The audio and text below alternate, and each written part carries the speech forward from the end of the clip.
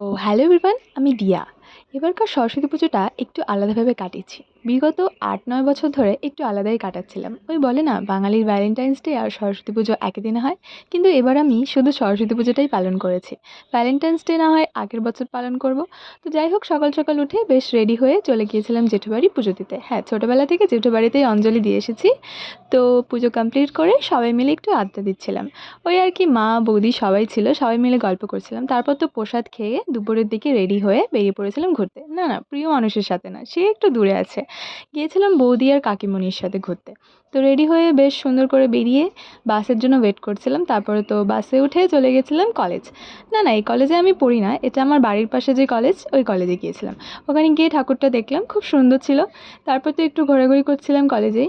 বেশি লোকজন তখন ছিল না, কেন জানি না, ফাঁকা ফাঁকা ছিল এবার ডালখোলা। তো ঘোরা কমপ্লিট করে ওখান থেকে টোটো নিয়ে চলে গেছিলাম আমার স্কুলে, পুরনো স্কুলে, যেখানে আমি ক্লাস 10 অবধি পড়াশোনা করেছি। এসেছি আমার ছোটোবেলার স্কুলে, যেখানে আমি 10 অবধি পড়াশোনা করেছি। অনেক স্মৃতি জড়ানো এই স্কুলের, বাট অনেক কিছু চেঞ্জ হয়ে গেছে এখন স্কুলে। ঠাকুর দেখাটা কমপ্লিট করে গিয়েছিলাম একটু ক্লাসরুমে, যেখানে এখনও আমার নাম লেখা আছে। তারপর তো ফুচকা খেয়ে বাড়ি চলে এসেছিলাম, আর বিকেলে গিয়েছিলাম ভাইয়া দিদির সাথে খাওয়া দাওয়া করতে, যেখানে গিয়ে তো অনেক কিছু খেয়েছি। তারপর আসার সময় কী হয়েছিল আমাদের সাথে দেখো, খাইয়ে দায়ে সব টাকা শেষ করে এখন গাড়িতে পেট্রোল নাই, গাড়ি ঠেলতেছে।